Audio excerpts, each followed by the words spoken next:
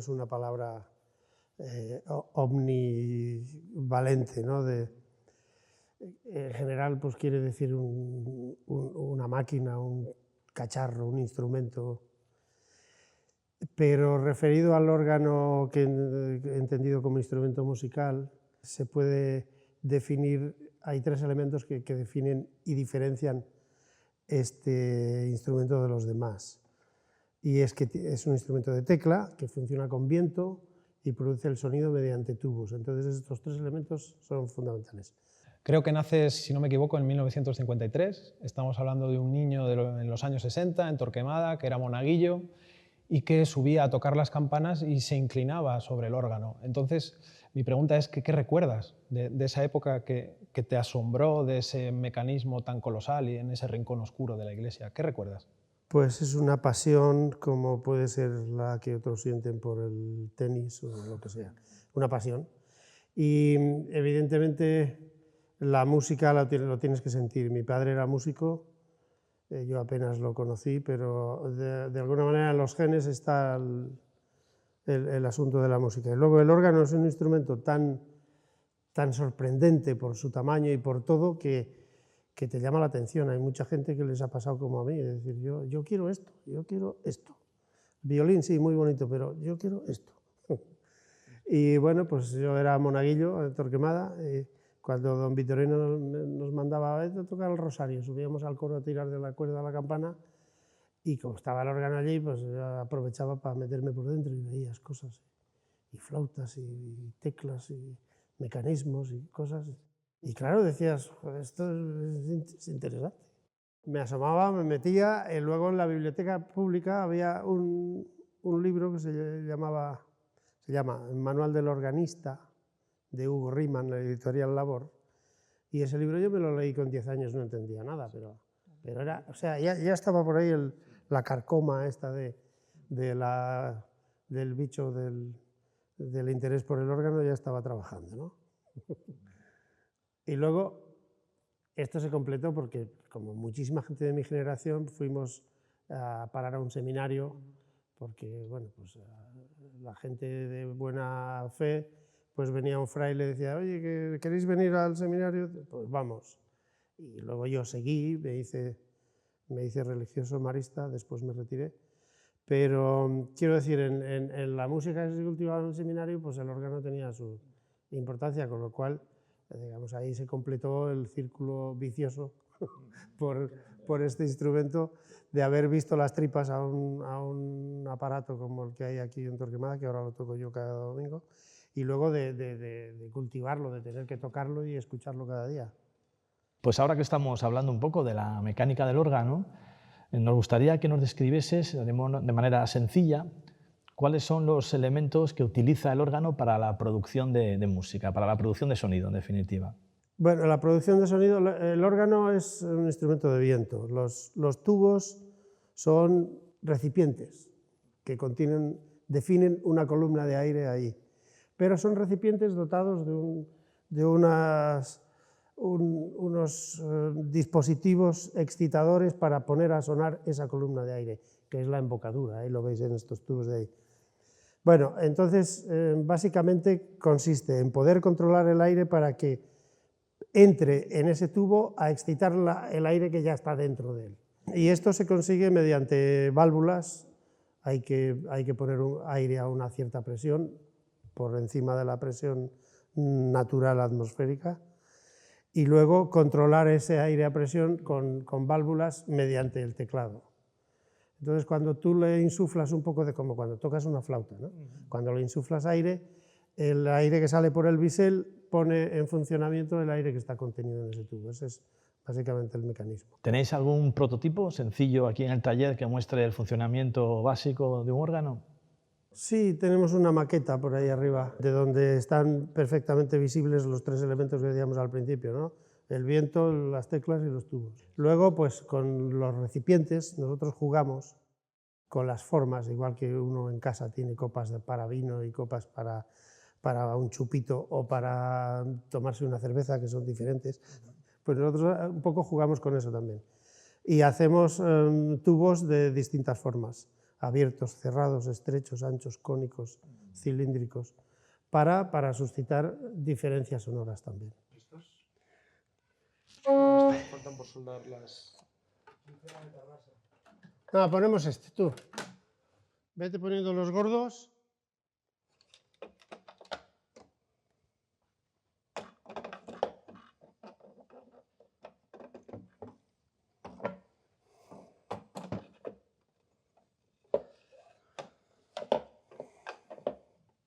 En este aparato que llamamos órgano de prueba o maniquí, los tubos, en este caso son antiguos, restaurados, o cuando son nuevos, los ponemos a sonar primero soplando directamente, ¿no? Para ello hay que manipular un poquito los labios, la lámina, la abertura por la que sale el aire, colocar las orejas, colocar esta pieza del medio que se llama alma, esta alma la podemos empujar con una varilla, metiendo una varilla por el pie, dándole golpecitos sube, y metiendo una varilla por aquí, dando golpecitos baja, de tal manera que una vez que los labios del tubo y la embocadura, el alma, todo está en su sitio, empiezan a sonar. Y una vez que suenan, pues los ponemos en este órgano para igualarlos, que suenen todos por igual.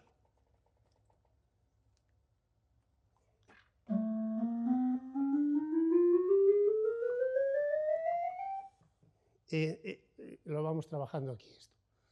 Lo que es la sonoridad y lo que es también la afinación. Si yo necesito que este tubo suba de tono, lo que tendré que hacer es acortarlo. ¿Y cómo lo puedo acortar? Bajando el tapón. Si quiero que baje el tono, saco el tapón.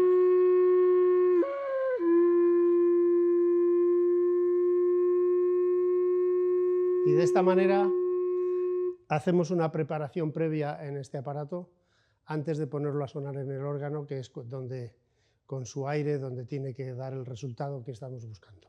¿Qué consideras tú que tiene el sonido del órgano que lo hace tan emocionante, que en cierto modo nos remueve a todos por dentro cuando lo escuchamos? No sé muy bien por qué, también en parte es por el lugar donde normalmente está y suena. Tú entras en una iglesia, es un edificio bello, grande, acogedor la mayor parte de las veces, estás fresco, estás a gusto, hay una luz filtrada por las vidrieras, hay un silencio, te encuentras contigo mismo. Si encima suena un órgano ya dices, yo me quedo aquí un rato. Y en parte por eso. Y luego, pues el órgano en todos los sonidos que hemos sido capaces de desarrollar mis colegas a lo largo de la historia, pues hay sonidos realmente sugerentes, muy delicados, muy suaves, y hay sonidos que te hacen mover las tripas. Entonces, sí, literalmente. En toda esa gama, pues dices, caray, y los demás instrumentos, la guitarra es un instrumento maravilloso, el arpa, el violín, la flauta, lo que queráis, pero no tiene toda esta potencial que tiene el órgano. Cuando pensamos en un órgano siempre pensamos en los grandes órganos de las catedrales, de salas de conciertos, esos que nos dicen las visitas guiadas que tienen 10.000, 15.000 tubos, y además de volumen sonoro, ¿qué aportan? ¿Hay tanta música escrita para tanto tubo? No, como en todo hay el peligro de la hipertrofia. Es decir, un órgano para ser bueno no necesita ser grande. Son dos conceptos diferentes, ¿no? Entonces, bueno, lo que pasa que es un dato que también sorprende. Es decir, este órgano tiene 4 o 5 teclados y 6.000, 10.000 tubos, pero no es, la esencia del órgano no es esa. Y en muchos de estos casos, ya entre tanto registro y tanto tubo, los matices pues son muy poco contrastables entre un juego y otro. Un órgano puede, como todo, tener su equilibrio pues en torno, si tienes 2 teclados, que unos 10-12 registros por departamento. 2 teclados pedal, pues 30 juegos. 3 teclados pedal, 40 juegos y más. De ahí para adelante es es un poco, digamos, sacar pecho. Sí, un poco, sí, demostrar poder, ¿no? Yo lo entiendo así, no sé si estará equivocado a lo mejor.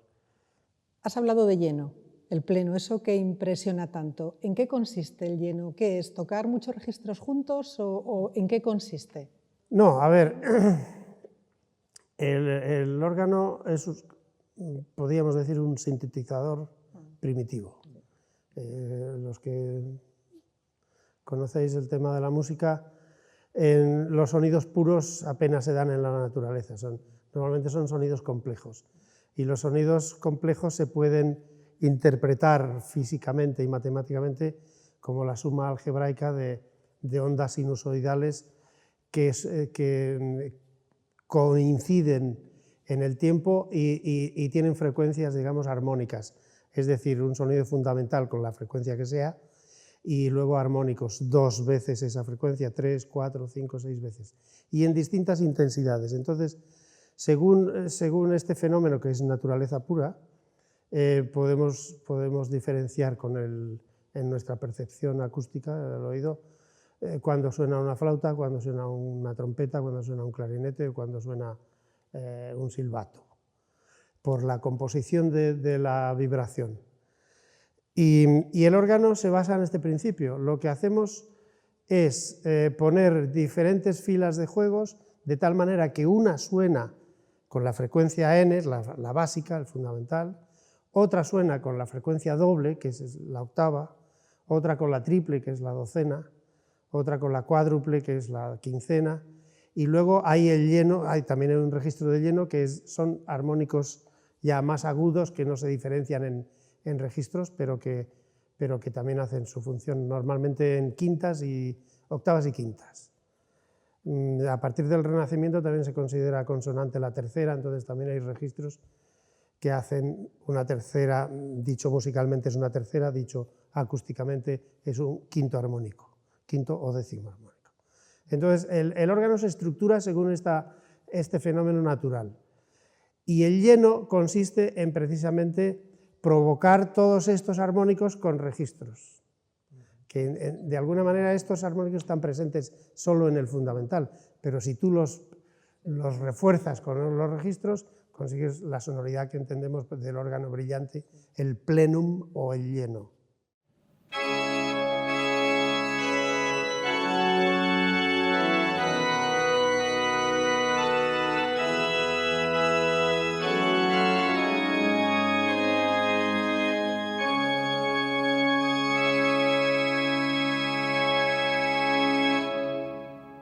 Y después del seminario, a través de la orden en la que ibas a profesar, creo que eran maristas. Maristas, sí. Pues creo que viajas nada más y nada menos que a Chile.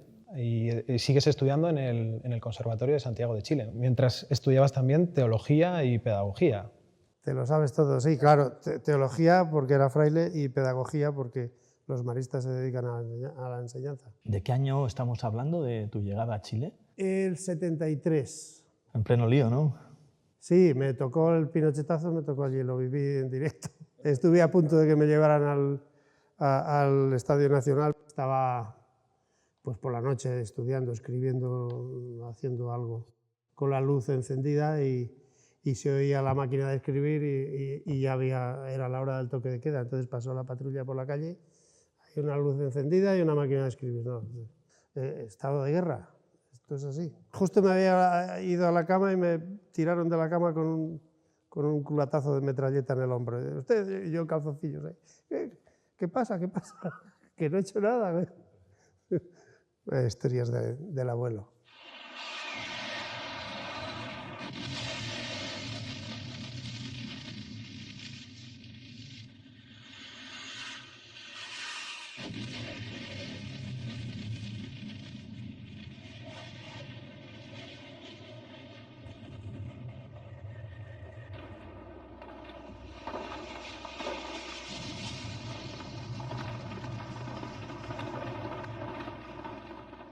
En el pueblo de Blancafort, maestro de maestros organeros, Collbató, en Barcelona, cerca de Barcelona, creo que es cuando conoces a Ana María, ¿no? Exactamente. que posteriormente ya veremos que va a ser una pieza importante en el taller. Sí, Quizá aquí hay que matizar que Ana María es mujer. su mujer, su mujer. Y me doy cuenta de que tus maestros han sido los más granados de la organería de este país, ¿no? ¿Qué recuerdos tienes de ellos, de tus maestros? ¿Qué nos puedes decir de ellos? Sí, pues a Gabriel le pasa un poco lo que a mí. La pasión por el instrumento, también fue al seminario de Barcelona, estudió en Comillas, entonces pasaba muchísima gente por ahí, estaban grandes músicos jesuitas ahí al frente. Fue compañero de mucha gente, organeros, organistas, obispos, en fin, bueno, de alguna manera habíamos tenido un poco una trayectoria común con Gabriel. Entonces contactamos muy bien por eso. Y compartíamos una pasión, digamos, declarada por el órgano. ¿Es imprescindible ser intérprete para ser organero? No, pero viene muy bien, porque los organistas conocen el órgano fundamentalmente, primordialmente desde fuera, desde la parte del teclado. Y los organeros conocemos el órgano desde la parte de dentro. Pero los que, además de organeros, hemos sido o intentamos ser organistas, pues tenemos las dos visiones, ¿sabes? Y eso siempre ayuda. ¿Solo organero o todavía sigue habiendo algo de intérprete en ti?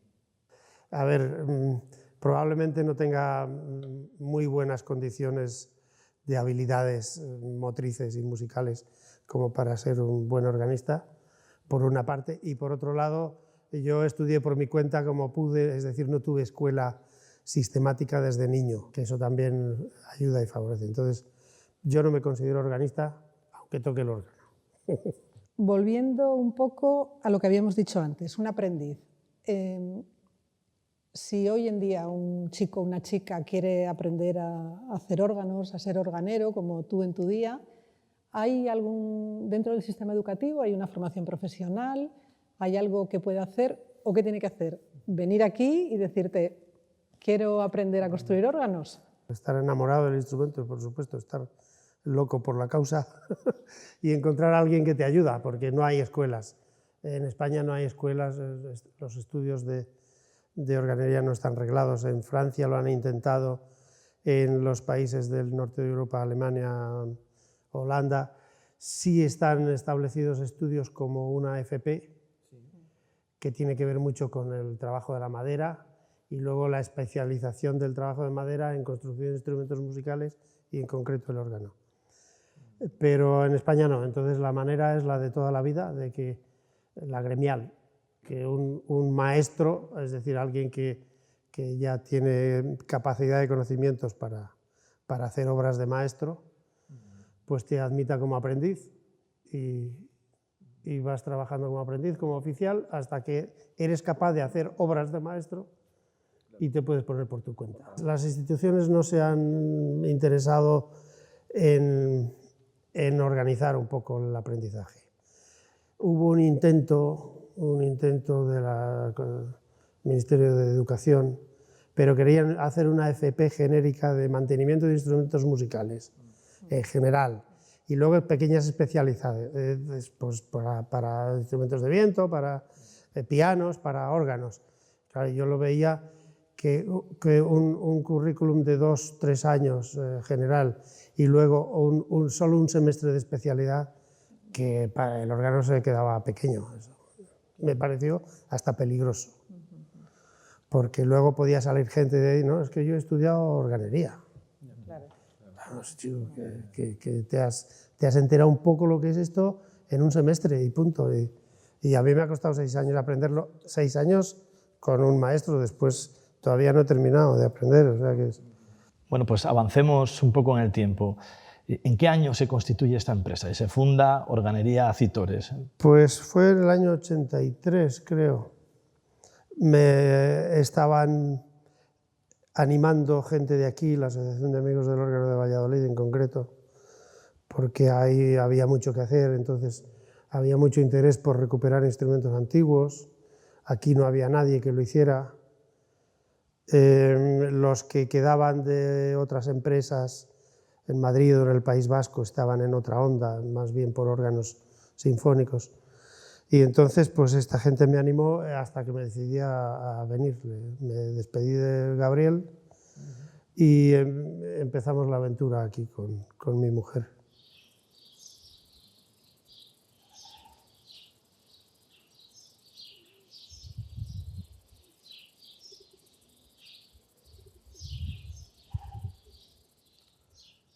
Y cuando das el paso y llegas a este pequeño pueblo de Castilla, a Torquemada, en un momento en el que no había absolutamente nada de la organería, ¿no te miraban como si fueras un Quijote? Sí, pero claro, vienes aquí pues porque tienes tu familia tiene un pajar y te ayudan y te acogen en casa mientras te empiezas a funcionar. Esta fue la razón por la que vinimos a Torquemada, porque yo soy de aquí. Entonces mi madre me dejó un pequeño local ahí detrás de ahí, que da a la iglesia. Sí. Lo habilitamos, había sido una panadería de mi abuela. Lo habilitamos un poco para poder trabajar ahí. Nos ayudaron, nos acogieron en casa, nos prestaron dinero para comprar 4 máquinas, en fin. El apoyo de la familia es fundamental. Es que te vas enredando, esto es todo es una trampa. Claro, si tú tienes que arreglar un órgano en Medina de Río Seco y otro en Maga de Pisuerga, bueno, pues te traes los tubos al taller y no ocupan mucho y puedes ir trabajando ahí. Pero cuando empiezas a tener encargos de órganos nuevos, te encargan la restauración del órgano de Astorga. Estuvimos viviendo en Astorga 2 años y medio. Lo hicimos todo allí porque no teníamos capacidad en el taller para traernos cosas a trabajar aquí. Bueno, y luego te encargan órganos nuevos y dices, pues si es que este órgano no lo puedo montar en el taller, no me cabe. Necesitamos hacer una nave que nos quepa. Y eso es lo que pasó, ya hicimos la primera nave. Nos encargaron el órgano de Covadonga en un momento. Era complicado porque, si habéis estado en Covadonga, está colgado de la pared, no hay una tribuna sobre la que se asienta. Entonces ese órgano no lo pudimos montar ya en el taller nuevo que teníamos aquí.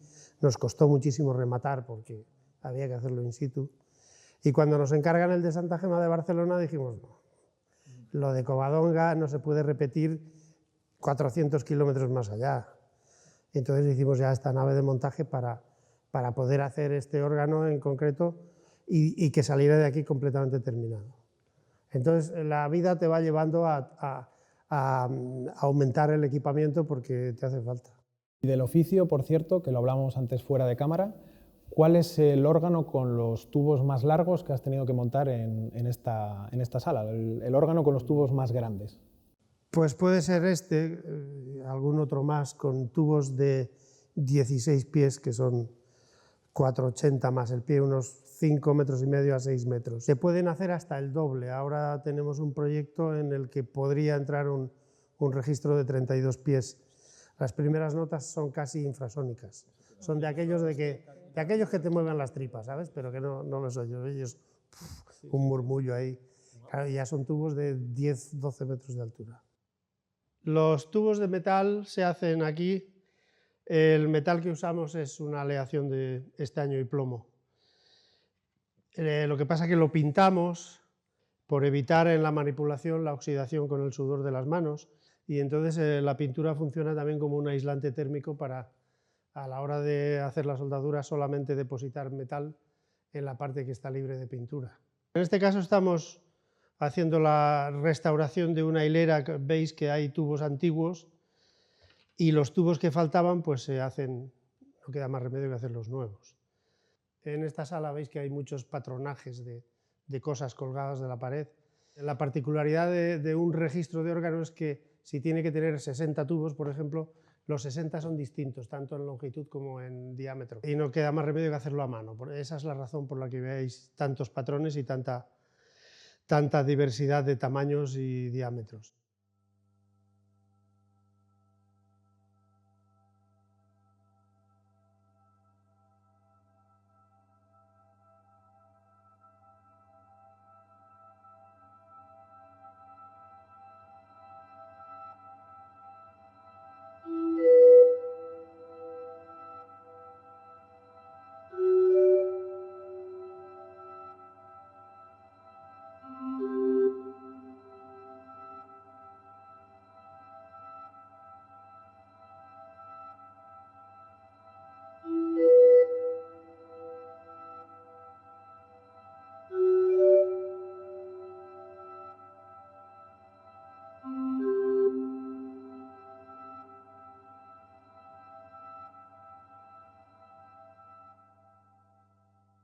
Entonces empezáis restaurando. Empezamos restaurando. Y enseguida empezamos a tener encargos de órganos nuevos, primero pequeños, órganos de casa, de amigos organistas que nos conocían y nos dieron esa confianza. Y luego ya, pues sí, hubo una época buena que los conventos tenían fluidez y hemos hecho muchos órganos para conventos, sobre todo de monjas, muchos. Un organista profesional, pues no sé con qué frecuencia tienen órganos en casa, porque imagino que no pueden ir siempre a estudiar o a preparar una pieza a una catedral. ¿En qué consiste un órgano de estudio? ¿Qué características tiene que tener para que él pueda preparar una pieza para después poder tocarla en un órgano mucho mayor? Hoy día se disponen de muchas cosas que te permiten estudiar la literatura, al menos leerla, la literatura del órgano, ¿no? Pero cuando yo empezaba a estudiar órgano, pues tenías que ir a una iglesia, primero que te permitieran. Segundo, que cuando era tu momento de ir a estudiar no hubiera un entierro. O, en fin, es muy difícil. Entonces, una salida era construir o comprarte un órgano de casa. Un órgano de estudio normalmente, pues 2 teclados y pedal, si no, no puedes leer la literatura organística más importante.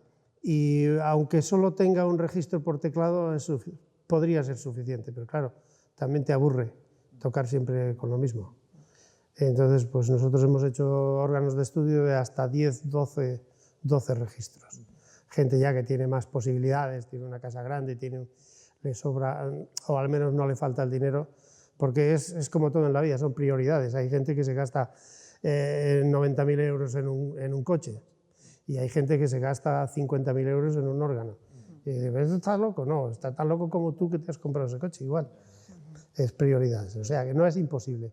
Y entonces ya hemos podido hacer instrumentos de casa pues bonitos. ¿Cuál es tu vertiente predilecta? ¿Prefieres construir órganos nuevos o prefieres meterte en las entrañas de un órgano histórico o de un órgano antiguo? Pues todo es interesante y todo es bonito. Yo prefiero construir órganos nuevos, pero reconozco que la restauración nos ha enseñado mucho, porque los antiguos eran antiguos, pero no eran tontos. Y hay cosas muy bien hechas, muy bien planteadas y muy logradas. Y entonces cuando las tienes en las manos, lo ves y lo palpas y dices, yo no tuve la ocasión de aprender en ese taller, pero estoy aprendiendo ahora con lo que este señor dejó hecho. Y es muy bueno. En la restauración, ¿se pueden incluir mejoras técnicas o se respeta completamente el mecanismo original? Procuramos respetar absolutamente, salvo que el estado de conservación o un error de planteamiento, digamos, signifique que esto funcionalmente no va a tirar para adelante. Entonces, algunas cosas puedes o te ves en la obligación de cambiar algunas cosas. Pero en general hay que ser suficientemente, por un lado, humilde y por otro lado, inteligente como para decir, lo que hicieron esta gente en su momento era correcto y perfecto. Luego, yo no tengo por qué quitar ni añadir nada. Simplemente ponerme en su línea, en su cabeza, si puedes, y hacerlo como lo hubiera hecho él. Papeles que a veces vienen pegados en el interior de los fuelles o en el interior de los tablones, papel y piel, porque normalmente el organero pedía papel viejo, ¿no? Y en este caso, esto es de un órgano que restauramos en Portugal ahora, y son manuscritos, son apuntes más bien de contabilidad de los conventos y de detalles de gastos, ¿no? Pero que a veces salen pues, documentos interesantes, incluso música manuscrita, que bueno, pues no se le ha dado su importancia, pero para nosotros ahora tiene su interés.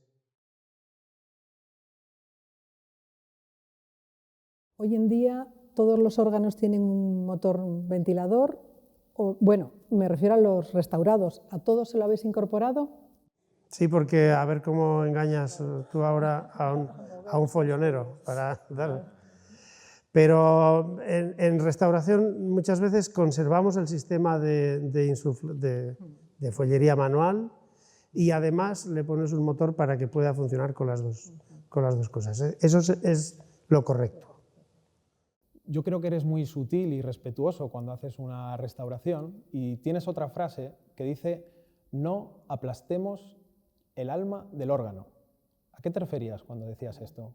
Esto fue una vez que, precisamente cuando limpiamos el órgano de Torquemada, que está sin restaurar, o sea, tiene 185 años y está sonando como, digamos, con la intención de origen, aunque con cierto deterioro, evidentemente, el tiempo pasa factura a todos, ¿no? Y cuando limpiamos este órgano y lo pusimos en marcha otra vez, pues vino un famoso organista y no, es que suena poco, vamos a echar unas piedras en el fuelle. Digo,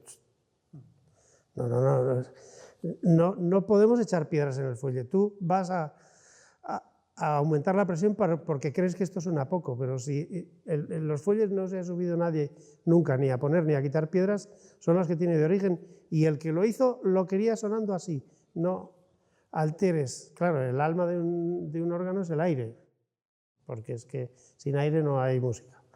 Y tú puedes aplastar el alma del órgano poniendo unas piedras en el fuelle. Esa fue la interpretación de esa frase. Pero cuando llegas a un pueblo, y yo qué sé, ha estado el órgano abandonado durante decenios, ¿qué panorama te encuentras? ¿Qué es aquello? ¿Un puzzle? ¿Un galimatías? ¿Qué es lo que veis? De todo, nos hemos encontrado de todo. Órganos bastante enteros, bien conservados, órganos que habían sido desmontados y estaban todas las piezas más o menos guardadas o amontonadas. En Manila había estado las piezas del órgano. Hubo un fraile que desmontó el órgano bueno para meter un órgano moderno norteamericano, y todo eso estuvo tirado en la calle, lloviéndole, pues todos los días, porque en Manila llueve todos los días, sobre todo en la época. Pero claro, eran buenas maderas y aguantó. Pero que te encuentras un montón de trastos tirados en un rincón. Federico, me gustaría que nos dijese si hay algún trabajo del que te sientes especialmente orgulloso, bien sea de construcción o de restauración, pues, o bien por la ejecución, por lo que aportó, por lo que supuso. ¿Qué trabajo destacarías entre todos, quizás? Sí, hay muchos instrumentos que son, digamos, de rutina, pues yo que sé, órganos como este de arca que hay ahí, aunque son interesantes, y hay órganos en los que te ilusionas y echas el resto. Y en esto somos un buen equipo. Mi mujer tiene ideas, mi hijo las sabe poner en práctica. Y entonces ha habido encargos que te entusiasman, y entre Ana, que dice, mira, este órgano por el sitio y tal podía ser así, y hace un boceto. Y luego entre Abel y yo lo ponemos en limpio. Vamos a poner ahora los tubos con las dimensiones que tienen que ir y vamos configurando el aspecto de este instrumento. Entonces sí, hay órganos, por ejemplo, el de Orio, el de Covadonga, el de Orio en Guipúzcoa, también en San Sebastián uno que diseñó Abel completamente, que es súper moderno, pero sin ser una parida, que hay muchas paridas, en los marianistas del Colegio de Aldapeta.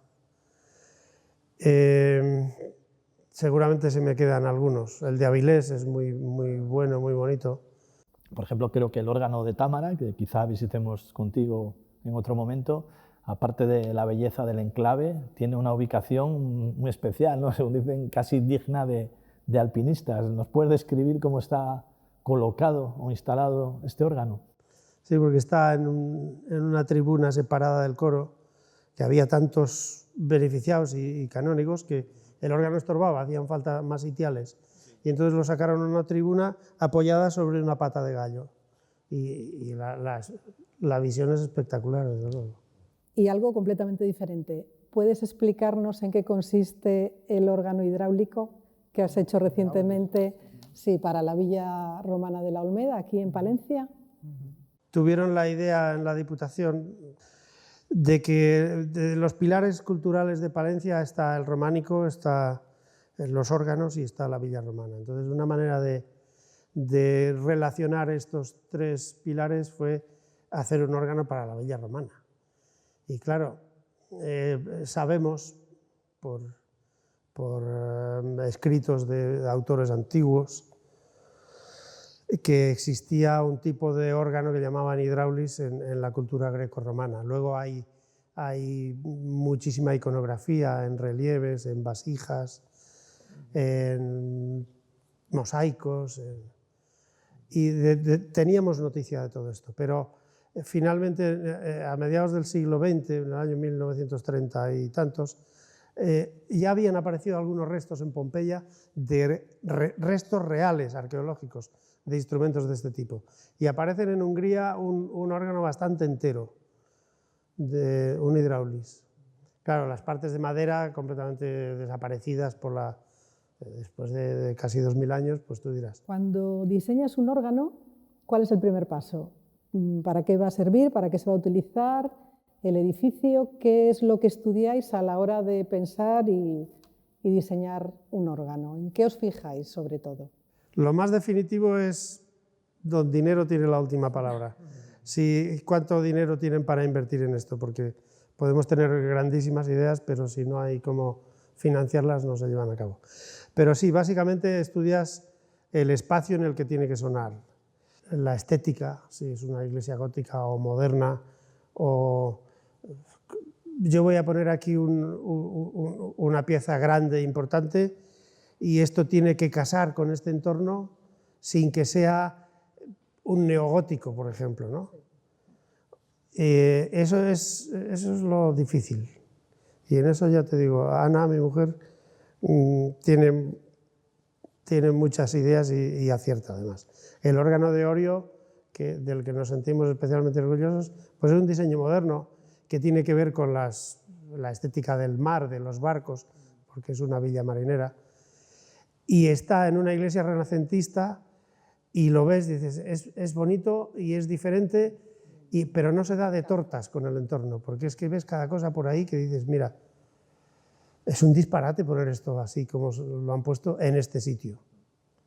Y evidentemente veis que los órganos que hemos hecho, pues los que hemos hecho para un conservatorio, pues con una estética más juvenil, más de mueble de Ikea, porque los chicos que van a ir a estudiar, si aquello les huele a sacristía, a lo mejor alguno le echa para atrás. Entonces, bueno, pues en cada caso, y eso es lo difícil, dar el paso de la nada a la primera idea que empiece a encajar, eso es lo más difícil. Pero básicamente por ahí va. Luego el uso que va a tener, si va a ser para la enseñanza o para ser para la liturgia o para el concierto, te lleva a definir el instrumento de una manera u otra.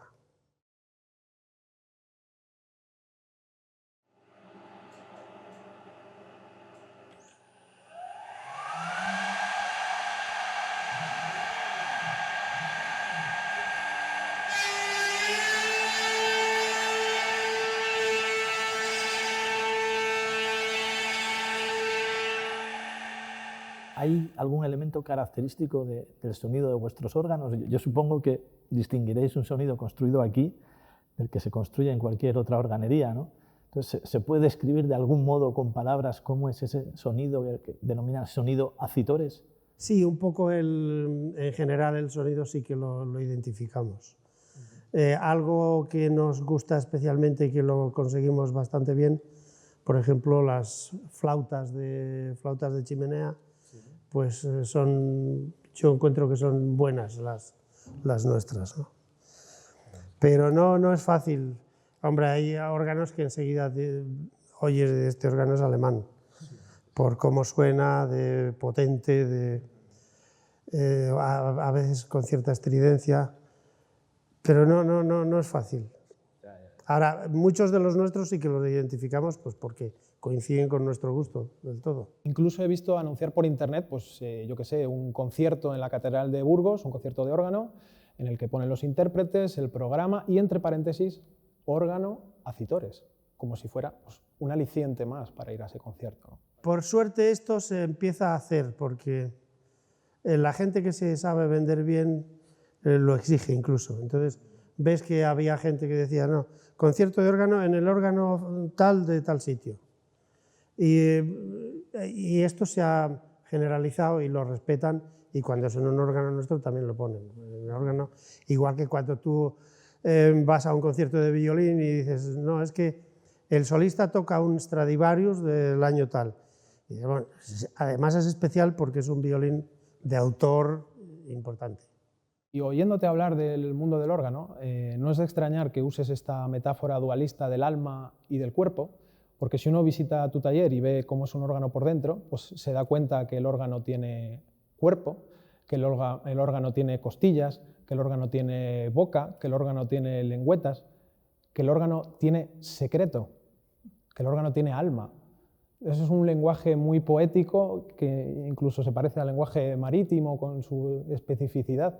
¿Nos podrías presentar a los que somos legos en la materia todos estos elementos formales del órgano? Sí, bueno, utilizamos comparaciones antropomórficas para muchas cosas. Pues los tubos tienen, la parte de abajo se llama el pie, la parte de arriba se llama el cuerpo, luego en la embocadura veis que hay la boca, y en la boca hay labios, y luego al lado de la boca hay orejas, ¿no?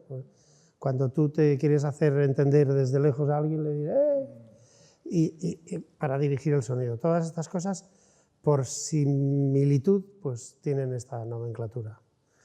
Luego has hablado tú del secreto. El secreto es esta pieza que sirve para distribuir el aire a los tubos a voluntad del organista, ¿no? No es más que un cuadro de doble entrada donde hay una entrada, digamos, paralela al teclado, que son los registros, y otra perpendicular al teclado, que son las notas. Entonces se llama secreto porque ha de estar bien cerrado, para que el aire no se escape. En otras culturas, sin ir más lejos, Francia o en Cataluña se llama salmé, de salmo, de salterio, porque es la pieza que hace la música. En francés también sommier, que viene de som, de salmo. Hay quien dice, no, es porque es el sitio donde descansan los tubos. Tú estás pensando en dormir, chico. Yo estoy pensando en la música. Entonces, un sommier es donde se produce la música. Los ingleses lo llaman soundboard, la tabla sonora. Pero en castellano se llama secreto, que es una palabra muy bonita.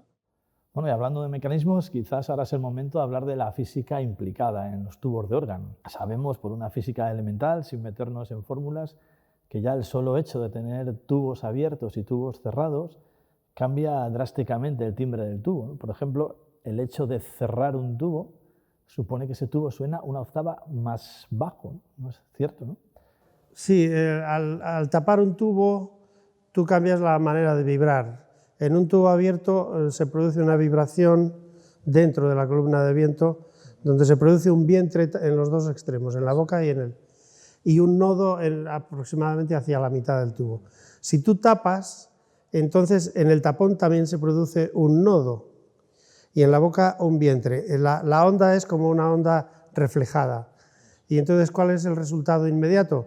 Que tú con ese tubo, al taparlo, te va a producir un sonido que es una octava más baja de cuando lo haces sonar en abierto.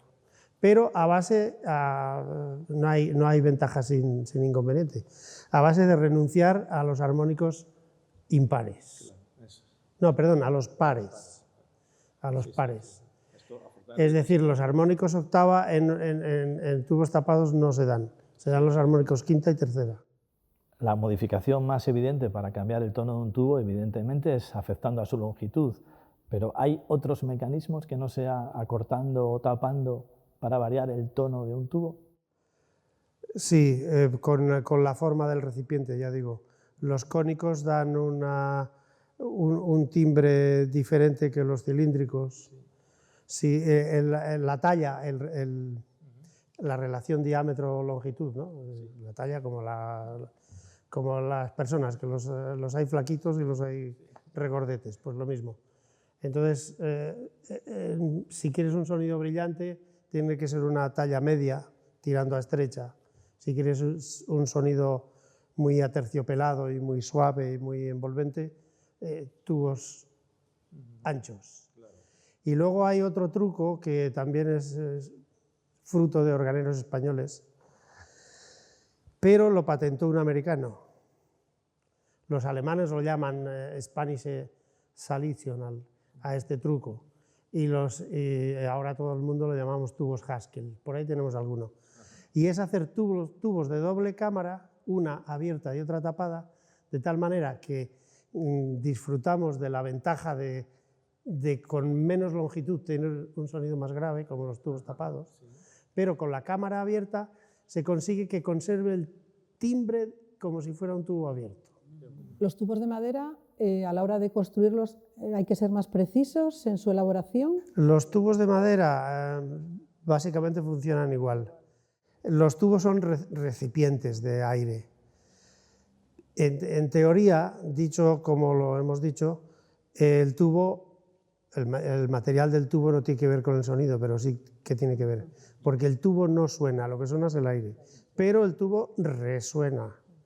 Y entonces la resonancia del material del recipiente influye en el resultado total del fenómeno vibratorio. No solamente es el aire que vibra, como también se pone en vibración el del tubo, pues contribuye de alguna manera a la calidad del sonido. Supongo que, claro, con geometrías sencillas, como es un tubo, la mejor forma, supongo, quizá, de modificar el timbre de un tubo será con diferentes materiales. Sí, pero los materiales, ya te digo, menos. Con el caso de madera a metal se nota más claramente. Lo que jugamos es más bien con las formas de los resonadores. Los tubos que habéis visto antes en la otra sala, allí normalmente con los patrones cortamos la chapa y se hace un enrollado previo, ¿no? Y luego se traen aquí para ser soldados, soldar las chapas de los tubos ya volteadas, ya con forma, para que hagan eso, una flauta, un tubo. En el órgano intervienen tres elementos principalmente, ¿no? Que es un instrumento de teclado que funciona con viento y que produce sonido mediante tubos. Y aquí tenemos pues las tres cosas: el teclado, el viento, hay unos fuelles, un fuelle de bombeo que se da con un pedal y un fuelle de depósito que guarda y comprime el aire. Y a partir de ahí, pues ya con los mecanismos del teclado vamos a hacer sonar estos tubos.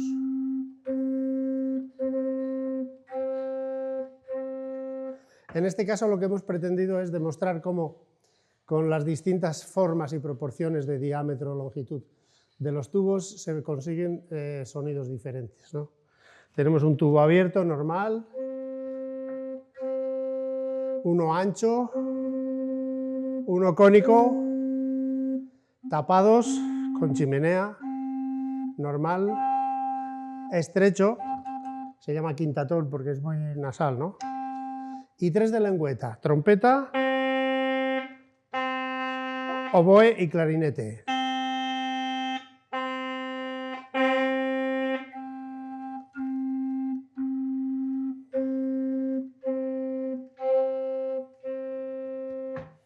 Y aquí podéis ver pues más o menos cómo se distribuye el movimiento mediante estos reenvíos desde el plano de la tecla hasta el plano de la válvula.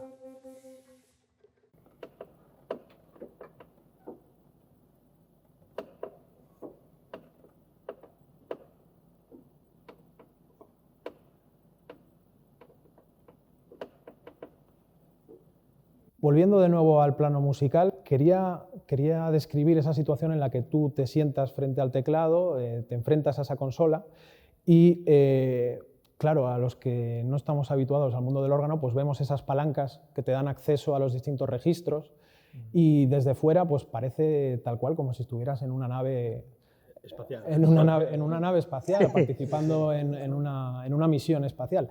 ¿Qué uso musical tienen todos estos registros? ¿Qué potencia de variación te permiten dentro del órgano? Bueno, es como tener colores en la paleta de un pintor. Luego tú mojas el pincel en uno o en otro, o mezclas dos o tres y pruebas, escuchas, y después no me gusta, voy a poner este otro un poco a ver qué. Es un poco jugar, es una paleta sonora a disposición del intérprete. Ahí sí que entra la parte musical y la parte del buen gusto o no tan bueno de quien vaya a tocar eso. Los cambios graduales de intensidad, los crescendos y los diminuendos, siempre he tenido yo la curiosidad de saber cómo se consiguen en un órgano. Es un instrumento en ese sentido un poco torpe, porque es muy lineal.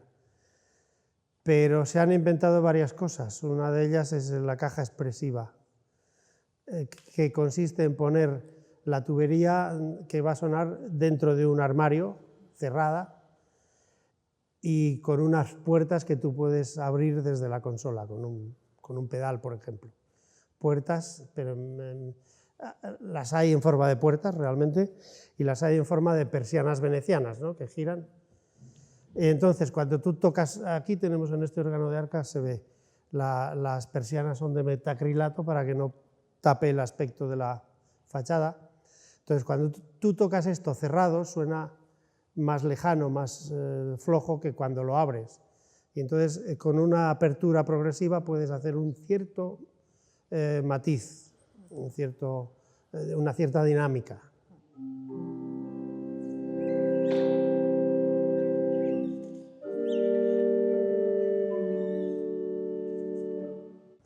Y la otra dinámica es lo que llamamos el crescendo, que es sobre todo a partir del siglo XIX, con las transmisiones neumáticas se ha podido hacer, y ahora con la electrónica más.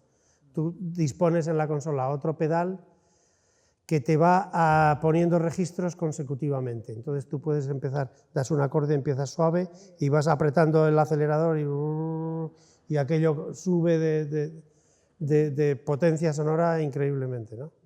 Y esto además en los sistemas modernos se puede programar a gusto de cada organista. Para producir el sonido hay dos sistemas: tubos labiales, que son como las flautas normales, y luego tubos de lengüeta, que llevan una canilla y una lengüeta, y al pasar el aire producen un sonido más o menos neutro, que nosotros mediante un resonador lo mejoramos, modificando la tapa de este resonador. Podemos incluso hacer vocalizar este sonido, que produzca las diferentes vocales, algunas consonantes, sobre todo explosivas. Por ejemplo, sí, las vocales.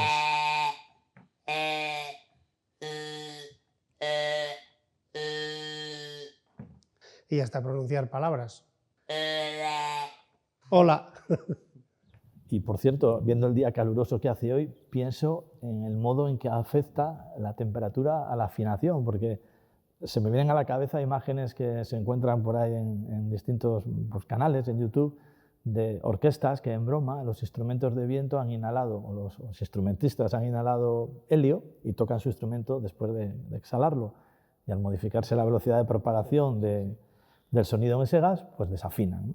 Entonces, supongo que un día caluroso podrá llegar a notarse en la afinación del tubo al modificarse la densidad del aire. Se nota muchísimo.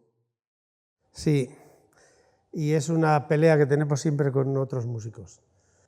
Cuando haces o proyectas un órgano, pones un diapasón de referencia, normalmente 440 ciclos para el La3 a 20 grados de temperatura media. ¿Por qué? Porque la variación es muy notable, son 4 ciclos cada 5 grados. O sea, si tú estás a 20 grados y afinas el La a 440, cuando estés a 25 grados estará a 444. Luego también influye la presión atmosférica, si el día está nublado, si el día es despejado, la altitud, si estás al nivel del mar o en todo lo que tiene que ver con la densidad del aire, temperatura, humedad y presión, pues influye en la afinación también. Después, una vez que ya habéis acabado el órgano, lo habéis dejado instalado, imagino que como cualquier otro instrumento llevará un mantenimiento. Debería llevarlo.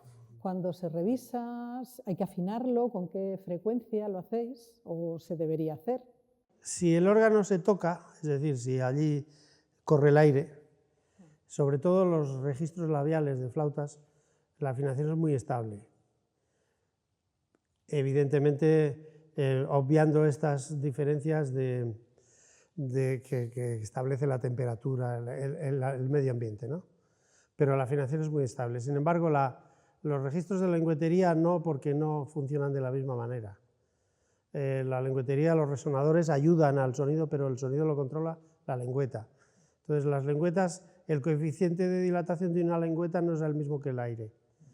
Entonces, nosotros afinamos los órganos antiguos aquí en verano. y cuando vas en invierno los labiales han bajado de tono, pero está todo por igual. Pero si sacas un registro de Langüeta que está más en el tono del verano, suena a rayos. Entonces se recomienda en una buena mantenimiento revisar los registros de lengüetería 2 veces al año, más o menos en estaciones intermedias. Ni el frío absoluto ni el calor tremendo, sino primavera, otoño. Y los labiales cada X años pues dar un repaso, hacer una limpieza, porque un tubo labial se baja de tono cuando se deposita polvo en la boca, que no sale el aire igual que salía. Por eso que la mejor herramienta de afinar para tubos labiales es un pincel. Cuando está el tubo sonando le limpias el labio y va a su tono. ¿Qué consecuencias tuvo Federico en el taller? Primero la crisis financiera y posteriormente la pandemia, porque imagino que os habrá influido. Es que hay muchas crisis. Hay una crisis cultural tremenda. Pues sí, que se ha notado muchísimo. Cuando había bonanza económica, pues esto se animó mucho, el interés por recuperar los órganos antiguos, darse un capricho y poner un órgano nuevo en iglesias que no lo había. Se conseguían fondos y se hacía. Con la crisis económica esto pues se redujo mucho. Y además no solo eso, sino que coincidió con el cambio de consideración del impuesto IVA, el concordato de España con la Iglesia. Los órganos nuevos estaban exentos de IVA, como cualquier objeto destinado al culto no pagaba IVA. Y de repente la Comunidad Europea fue la que dijo no, esto como en los demás países está sujeto a IVA. Entonces, claro, de un presupuesto, pongamos 100.000 euros, es decir, ¿cuánto vale este órgano? 100.000 euros. No, es que ahora vale 121.000. Pues fue un palo también, porque mucha gente dijo, no, vamos a dejarlo de momento. Eso por un lado. Luego, bueno, con la pandemia, pues todos hemos estado recluidos en lo nuestro. Las iglesias no se abrían, no se pasaba el cepillo, o sea, es toda una cadena no había actividad cultural. Ha habido casi un par de años que no ha habido conciertos de órgano, no ha habido cultura en torno a este instrumento.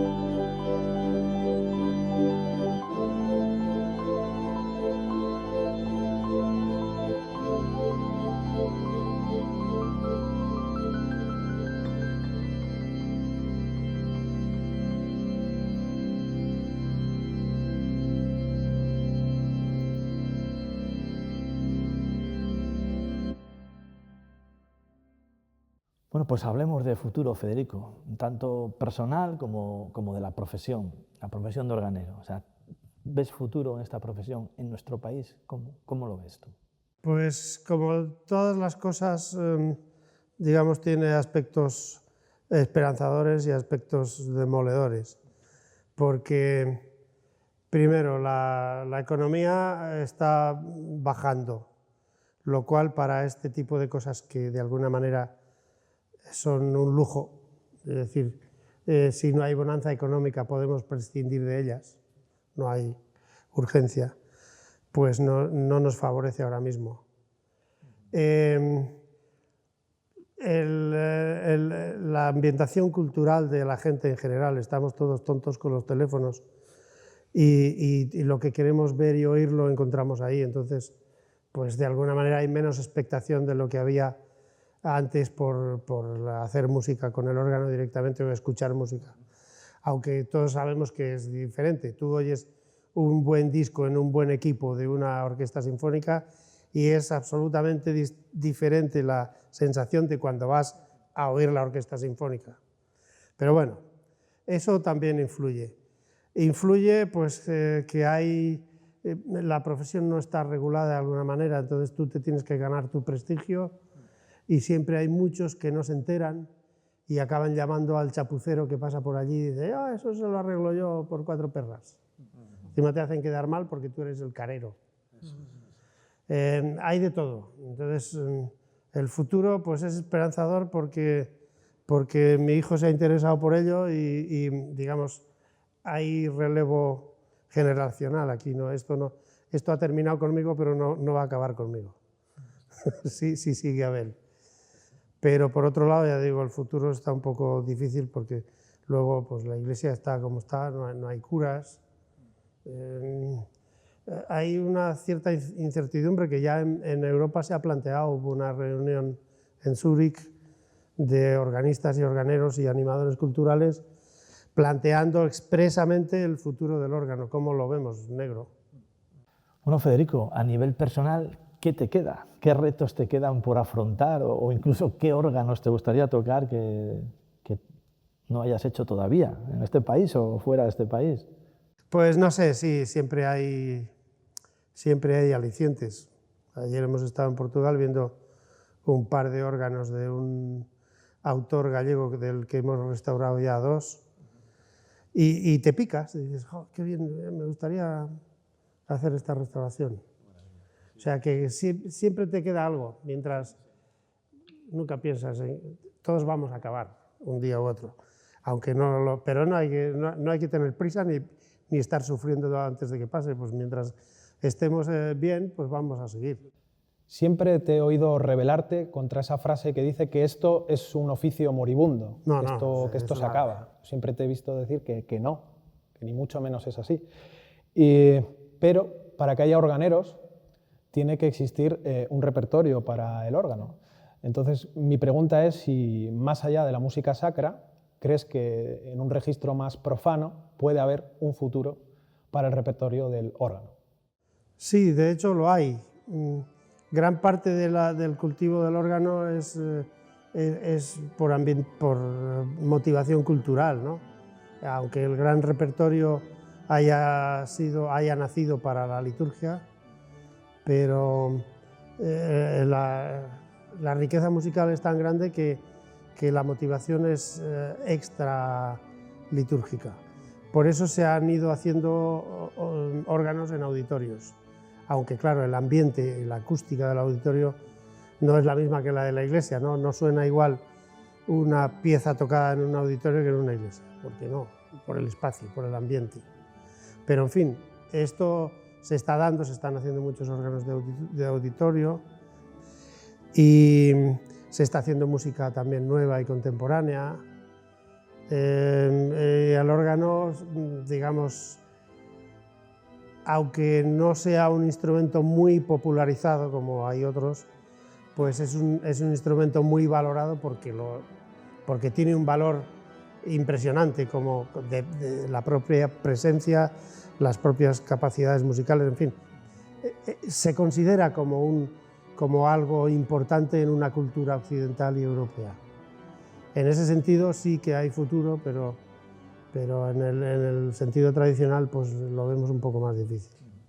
Y en esta reflexión ya final, te quería preguntar si percibes que eres suficientemente reconocido o tu trabajo está suficientemente reconocido en este entorno. Me refiero a la provincia de Palencia o incluso en el pueblo, en Torquemada, porque yo como visitante me sorprende que esto no sea un pueblo de referencia en el que el órgano pues, sea un centro en el que se estudie, en el que se realicen conciertos, en el que converja todo ese ímpetu de este lugar en el que estamos, que la verdad es único. Pues yo sí que me siento reconocido últimamente más, y por la gente del pueblo, por supuesto. Aunque, bueno, mucha gente no lo define con claridad, esto lo llaman el camino de los pianos. Bueno, pues vale, pero es una anécdota hasta bonita. Pero sí, en general yo creo que nos respetan y nos aprecian, y que cuando la gente de aquí va a una excursión, yo qué sé, me han contado, oye, hemos estado en Logroño, en la catedral, y nos han dicho que el órgano lo has hecho tú y han tocado, y joder, bueno, o en Covadonga, pues sí, reconocen que es una proyección de alguna manera de Torquemada que insólita, ¿no? Que no se... Y en ese sentido sí. Y en la provincia de Palencia pues también últimamente nos reconocen, porque aquí, ya sabéis, hay un señor francés que es muy buen organista, pero tiene la ventaja de ser francés. Entonces, hay un tío de París que es tremendo. Hay uno en Torquemada, ¿qué? En Torquemada, pues sí, aparte de los pimientos, Torquemada no sabemos qué. Pero últimamente sí se nos reconoce. Y a nivel nacional también, pues gracias a eso, pues mira, en Cataluña hay 3 organeros y nos llaman a nosotros. Hay gente que nos llama a nosotros, pues por algo será, ¿no?